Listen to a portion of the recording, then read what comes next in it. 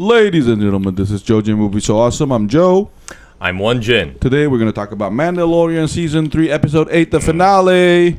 Spoilers alert. So if you haven't seen The Mandalorian Season 3 or Season 2 or Season 1, please come back after you watch them. Let's go.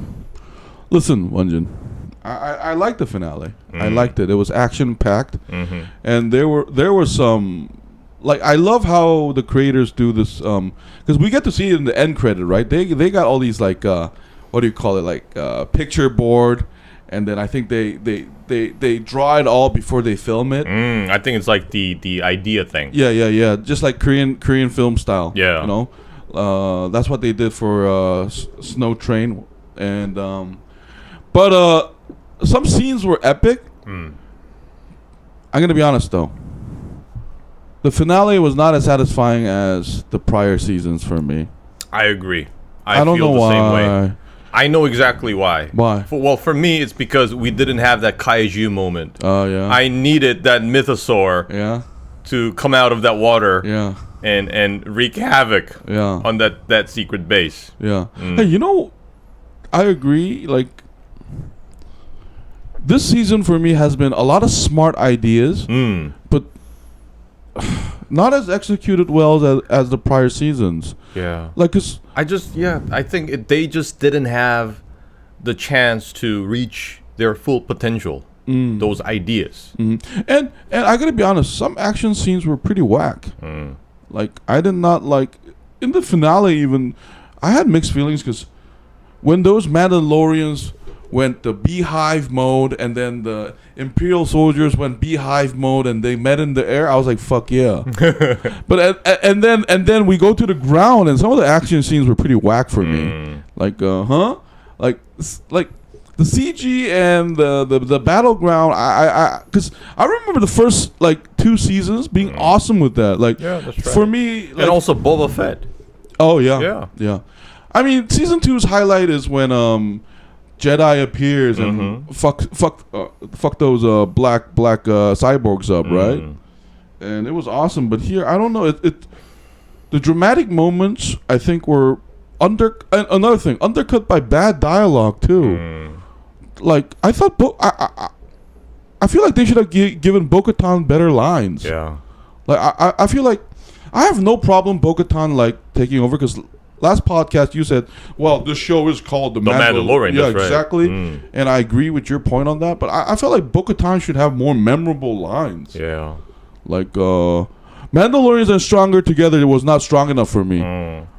And I don't know, like, I gotta be honest, I wish they killed Moff Gideon in a more, like, vicious fashion. Yeah. And what the hell is up with those clones, man? They were there, and then Mando just pressed one. Boom. Yeah, like, no, listen. You know, I got a lot to say about that. Okay, let me go first. I feel like the episode 3 was it, the spy shit, and the secret Moff Gideon base thing reveal. I think that was not done well. It just, for me, came out of nowhere, and then it ended so soon. I was like, give me one more episode. That was a huge waste. Yeah, I believe. right? Because what they should have done with those clones was one of the clones eventually managed to wake up. Right. And, you know, like the one that opens his eyes, right. That thing gets out alive. And then before Moff Gideon tells us what the clone experiment was for, we get to witness what these clones are. And we see the clone using the Force. And it is so powerful that it kind of feels like too overwhelming for Mando and all the other Mandalorians to overcome. But in some like dramatic fashion, they eventually defeat this clone, and then this threat is finally neutralized. That's what they should have done, because they just flushed it down the toilet after setting it all up. Yo, that's a great idea. Another great idea would have been to reveal those red royal guards, and it reveals they're all Moff Gideon. Oh yeah. That's what they should also have done. No, because, like, you know, hey, that's a great idea. I never thought of it that way. That's a great idea. But I felt like a lot of it was to sell toys and bullshit fan service that we didn't need. Like, why bring up those Praetorian Guards if you're not going to explain anything? I was like, what the didn't they just get whacked? And when Moff Gideon got clapped by the fire, I was like, See, this is the wrong feeling. You know, remember in season 1 when Moff Gideon comes out of the ship with the Darksaber? We were like, oh, fuck yeah, he's coming back. And this season, I was like, Moff Gideon, fuck off! I don't need you anymore! Where's this Thrawn motherfucker? I want to know more about him! Yeah. Like, it's becoming like where... It's one of those things where in Dragon Ball, there's a reason why Piccolo doesn't keep appearing. We want Cell and Freezer. That's right. Like we need some upgraded villains. We need more powerful villains. Yeah. That seemed like impossible to defeat. Yeah, and the prior episode ruined it for me because I felt like there was some kind of more scheme going on. Exactly. That was the disappointment we talked about last season. I mean, not last season, last episode. The problem is the secret is finally revealed, but it just doesn't seem to. Yeah. It doesn't seem worth it. Yeah. Yeah, we just feel that it's not enough. Yeah, Moff Gideon just explains it in one dialogue. Yeah. So what we needed was like someone behind Moff Gideon. Yeah. It's like who's the guy behind the bigger desk? And another thing is, why is Moff Gideon such a fucking badass with the fucking... He's better than, like, Bo-Katan. Yeah, and then I think they also needed more explanation on this. I think the suit is, like, augmenting his powers and stuff, just like Iron Man. Yeah. I think that's what's happening. And earlier you said that Bo-Katan didn't get a good line. And she said, like, Mandalorians are stronger together. Instead of all that, like, that... Well, not... pathetic is harsh, but... That bland line. Maybe she should have said something that symbolizes her integration with her old roots. They should have had like a dialogue where Moff Gideon says like, your little Darksaber is gone and blah blah blah. Why aren't you giving up? And she says, this is the way. Yeah. And she like charges towards him, like something like that. She needed more badass line. Yo, I would say this though. I agree with you. Listen, I would say this in defense of the finale. It was action-packed and good. I just feel like as a complete season, it failed. You know what I mean? Because I'm going to go to this now. Episode 3 is whack now. Like, I thought there was fuck that. The Dr. Pershing episode? No, listen. No. Hear me out. Hear me out. If they had an end credit that fucking teased that shit for season 4 or something. But no, like, what bothered me is... Motherfucker. That's just how it ended. No, that episode should be 20 minutes long, and they should have gave us more background on the Mandalorians in general and Bo-Katan. Like, I don't, because I thought there would be more. I thought there was a reason why they kept going back to Coruscant. Yeah. Except there wasn't. All she did was, oh, Lord Moff Gideon, these motherfuckers are united now. I'm like, fuck yeah, they're like, no shit, my spy. Yeah, are the Imperials dumb? Like, I don't understand. Like, if Moff Gideon, like, I'll take care of this myself, bitch, just pull him the whole army and just take it over. I mean, listen. And I have another problem is this season was lacking a lot in Djarin. Because I mean, we got Bo-Katan instead, but yeah. You know what it is? Like, I actually like their friendship. It's very classic. I like that. I like the series to continue, and they can meet when they need.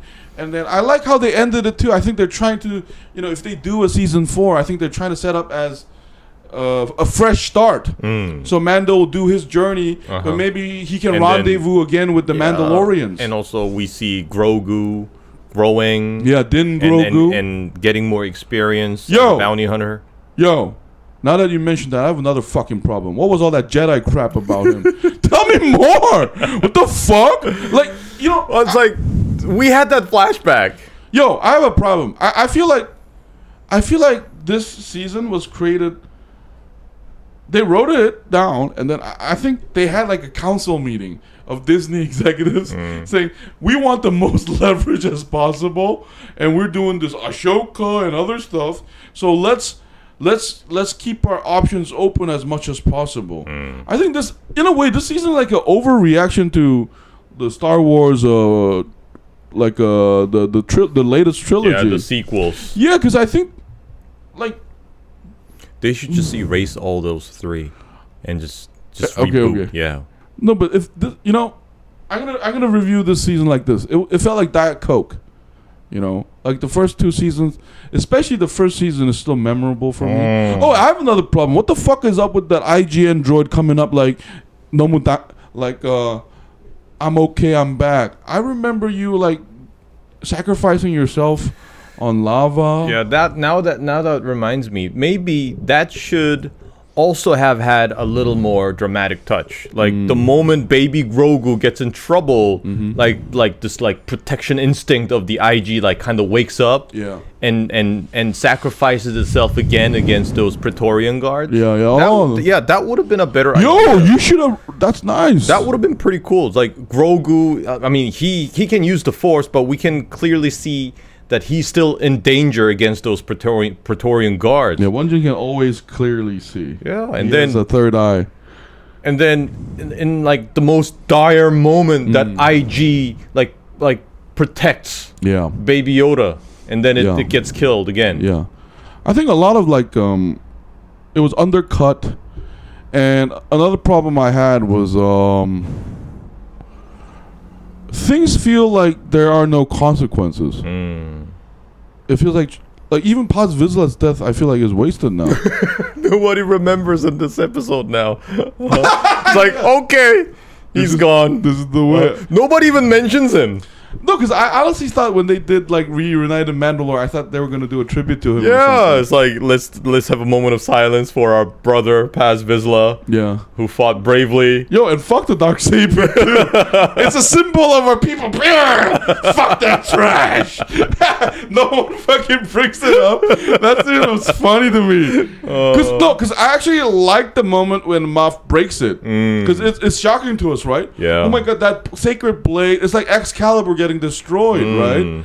And then they fucking forget about it. It's like, whatever! Trash! Yeah. That's the moment when we should have had the Mythosaur. Oh, right. Like, the Darksaber is gone, and he, like, kind of mockingly says that, like, your Mandalorians are so attached to your trinkets. Yeah. What are you gonna do now? And then Mythosaur, like, shows up. It's like, fuck you! And it's like... Yeah. Stomps him to death or something. Yeah, maybe there were budget constraints. Because I thought that kaiju like jumping up would have been a great idea. Because it would have gave Bo-Katan more legitimacy.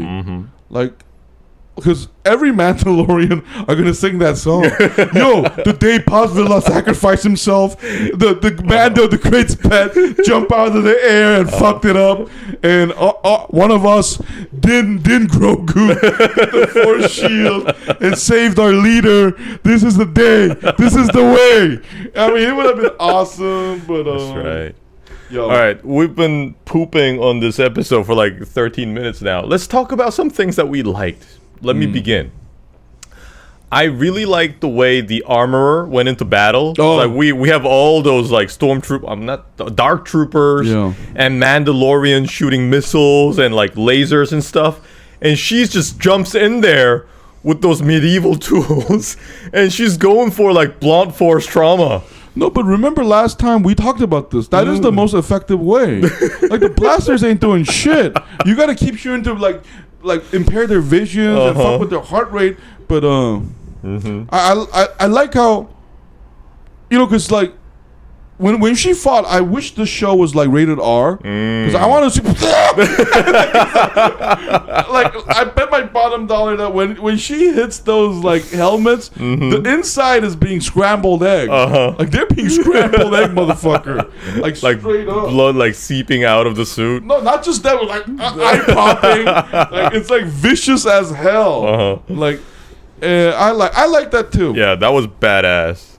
I even like I love the Mandalorian Let's Mobilize scene. And then Lady Kreese, reinforcement has arrived. Yeah. And the Mandalorians all jump, and then they do the parachute shit. That shit was awesome. Yeah, that's right. That felt like something we saw from like a cartoon when we were young. A cartoon or maybe a game. No, it was a great build-up, and I even, like I said before, I even love the beehive mode where they all meet mid-air. And I even love that, you know, one thing I'll give credit for is I'm glad there was no spy. Yeah, there was no surprise, unlike our expectations, because we thought maybe that what's his name, Axe guy. Yeah. Maybe he was a spy, but he wasn't. No, but it turns out he's a fucking badass. He's like He was in that ship. Yeah. I thought he was gonna like sacrifice himself, but eventually he takes a more practical route. Yeah. Because remember, like in the sequels, yeah. the fleet captain. the fleet captain like does like a kamikaze move against the Imperial fleet, because I thought that was quite unnecessary. If they could have done that, why didn't they do it earlier and blah blah blah blah blah blah. But in the Mandalorian, they take a more sensible, reasonable path. No, but that scene was actually awesome until you think about it. But like I think that scene itself was awesome, and here the mothership diving down to the base, that I thought that was done really well. Listen, okay, overall this season the CG work is fantastic. Yeah. Like whenever there's an aerial battle, it just blew my mind. I think this improved a lot since Andor. Yeah. Because remember in Andor we also had some like very rare but excellent aerial combat scenes. I agree. Like season 1 and 2, one thing season 3 has up against them is anytime the ground battles sucked, but anytime there was on the air CG shit, it was amazing. Yeah, it was like what we would expect from a Star Wars movie. Yeah. It's like not just like movie, but like a great movie. Because when those even this like finale, when those like the Imperial starships start mobilizing, I was like, oh shit, it's on, baby. And then those they go, interceptors. Yeah. They go hornet that the Mando axe move ship. I mean, a lot of like, let's go back to episode 1. Even that monster dinosaur scenes, those were done really well. Like action wise, I give this season 10 out of 10. Yeah, it was amazing. Like so the only thing we're not happy with is the story. Oh, there we go. You hit the nail on the coffin, man. It's just like some better scripts. Like, and now looking back, some of like even episode 3, like why did we need to meet that old like repair lady? And why did we even need like I think there were a lot too much fan service that the fans weren't really asking for. Like that's how I felt. And you know, this is gonna sound weird. I wouldn't have mind another episode. Just flesh out more Mandalorian lore. Or one more episode could be about like one last surviving clone of Moff Gideon, who's capable of using the Force. Yo, that's a great idea. But I did kind of expect a surprise at the end. Not Mando putting his feet up and Grogu like fucking with a frog before he eats it, because we know he loves that shit. He thinks of them as like how we think of hot dogs. But I didn't know that was But I did like the camera work, like Martin Scorsese thing, where I don't know. Okay, this season a lot of smart ideas.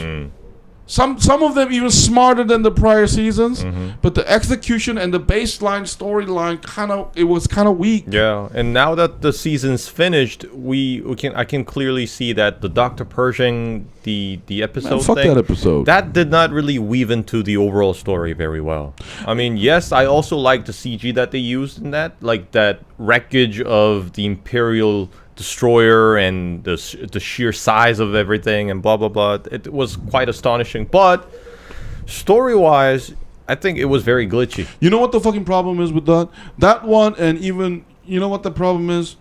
Even in prior season, there were side quests. Except Mando was always the protagonist. We were in like game mode where we're with Mando and we're moving with the side quests. But the problem with this side quest is, what the fuck? Like I don't give a fuck about Republic bullshit. Like, and then here's another thing. Like, I don't understand. Is this season trying to be PG-13 or PG? At one time, the Republic are complicated, bureaucratic assholes who would mindfuck these ex-Imperials. On the other hand, happy ending! Moff Gideon, we don't even show his death scene. And then, like, everyone's happy. Like, I don't know, man. Like, I don't know, man. I don't know. And this is where Andor, compared to this, really shined, right, because it knew exactly what kind of show it wanted to be. But like in like, listen, I think I would say this though, like I think comparing Andor is a little unfair sometimes, because I feel like remember the first season of Mando, it was like this mystical hero's journey growth. Oh, now that I mentioned it, here's another problem. Mando is the same guy we saw in episode 1 and episode 8. Bo-Katan grew. That's right. But remember, like in season 1 and 2, it was all about Grogu and Mando growing up together, forming this bond. I think the only excuse the writers could have is that Mando at least now officially became a father of Grogu. No, but I think come on, that's the only change that he can. No, but let's be honest. Have. Were you moved by that last scene? He was already his son. Yeah, we already kind of knew. So, like you said, I think as a protagonist, Djarin did not get enough arc. Yo, and Paz Vizsla's son getting blessed. I was like, mention your daddy, man.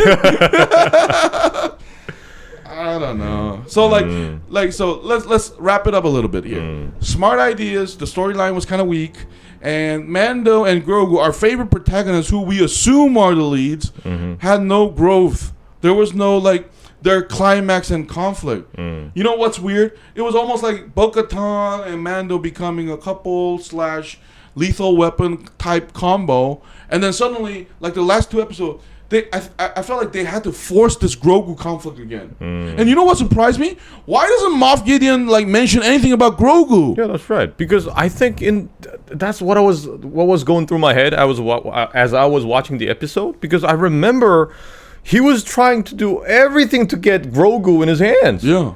And the fact that Grogu was tagging along Djarin into his quest against Moff Gideon, I thought something bad was going to happen to Grogu because there was no reason for him to tag along. It was too dangerous. Yo, you're being too nice to the finale. Let me say this. Listen to me. Moff Gideon gives 0 fucks about the Mandalorians. He wants Grogu and that Force shit. Yeah. He's just Mandalorians are just in the way. And then Moff Gideon kind of became a joke because, I agree with you. First season and second season, he was this Force-obsessed motherfucker. And suddenly he's like, you know what? I want the Mandalorian best guy. Fuck Grogu. I already got that. I'm like, when did you get that Force shit? Tell me, motherfucker. And here's another, personal disappointment. This is not the show's fault. I felt like Grogu was going to have, a Caesar moment where he speaks. No. Yeah. Exactly. I felt he was gonna say something like, "This is the way." Yeah. Wee! And then boom! Crush those Praetorian Guards. Or the way this is. Boom. Yeah. Yeah. Now that I mentioned that, when Bo-Katan was getting clapped by Moff Gideon, I thought the Mandalorians would help her out, and then a moving moment happens where she brings up something, and all the Mandalorians are all moved, like a dramatic war thing, like Braveheart. Mel Gibson was amazing at that. Like a war cry or something. Yeah, exactly. You know what? Let's stop. Okay, you know what? I think we said enough. I think we're gonna come to the cycles and keep fucking with the show. Let's give this finale a score, and then this whole season a score. I would give this episode a 7 out of 10. I would give it a 7. If it had especially invested more time with the clones, I would have been more generous with the episode. But since that's missing, I think that's a huge minus. That just kind of happened. Yeah. Man. What about the season? The season overall, I would also give it an 8. Oh man. Yeah. Because yes, we did kind of poop all over the show at in this session, but overall, I enjoyed the season. I disagree. There was rarely a moment when I was bored. I disagree. And I like the fact that the season took more time to be more introspective of the Mandalorians. So yeah, I liked it. I disagree. Okay, obviously you're very unhappy. I'm going to give this finale an 8. Okay. But I'm going to give this season a 6. Because it's unfair to the season, though. The first season and the second season, I think people might say, oh, it was never that great in the first place. No, I think the first season especially was incredibly moving. till the build up with the IG and the Imperial jokes. Remember, and even the side characters. Wait a minute. Now that you say it, season 3 kind of seems crappier. No, let me go Because first. that was a moving moment, yeah. No, because season 1 for me is like a 9 easy. Like maybe even a 10, because like even all the jokes landed perfect. And the fact that Mando was wearing a mask and he took it off, there was a build up to that dramatic scene. But even this season, like Mando was just wearing a fucking mask and fuck that shit. Like Pedro, we all know it's Pedro Pascal under there. And somehow, like, Bo-Katan just taking it off and taking it on, just, like, kind of, like, I don't know, made it less special. And even Season 2, I would say this. Season 2 is easily an 8 for me, because I don't think it was good as Season 1, but the Luke... Yeah, they use that cheat code. Yeah. Yeah, and they bring out a Jedi. Yeah, there were amazing episodes that saved the season, basically. But this one, as a season... a lot of more smarter ideas may have been tried, but as a complete thing, no. I feel, now that you say it, what I feel is that it feels like the season's not finished. No, like this feels like mid-season. No, you were right when it said the storyline was weak. They should have done a rewrite. Like there are just so many loose ends. Like it doesn't feel complete. Because remember, season 1, I felt complete. I learned new things every time. And what the fuck happened to Mando's backstory? I want to know more about Mando. Like, what happened to his parents? Was his homeland? Blah, blah, blah, blah, blah. Where's Bill Burr? Where are those awesome side characters that I actually want to see? Not the repair lady. And also, they had some great villains in the previous seasons, especially that director. Yeah. The Beskar. That guy. I know. But I think... one thing to add about the last season is that the villain just makes everything small, because all his ambitions are very personal. And this is the problem here. Like never mind. This is gonna take forever. Yeah. Let's wrap it up. Poop on this for hours. So Won-Jin's score is for the finale. You said it's a 7. The season an 8, right? Oh no. Make the season 7, yeah. Yeah, I agree. This season 8 is a little too generous. Listen, I want to go back. Like each episode, except episode 3, that crappy episode about I want to be like Stanley Kubrick, but not good as individual episodes are amazing. It just didn't work as a whole season for me. Yes, they did have some great episodes, like the one with Jack Black and everything. All they did was tease me about Grogu without actually telling me anything. Mando without anything. Thank God I got to know Bo-Katan though. I think Katie Stockhoff was amazing as her. But that's it, folks. That's it. Yeah. Anyway, we'll be back in 3 minutes to talk about the Succession. The latest episode of Succession, episode 4 of season 4. Thank you for tuning in. This has been Joji Movie So Awesome. I was Joe. I was Won-Jin. We'll see you soon. See you soon. Bye. This is the way, or is it not the way? We'll be right back. Blah, blah, blah, blah.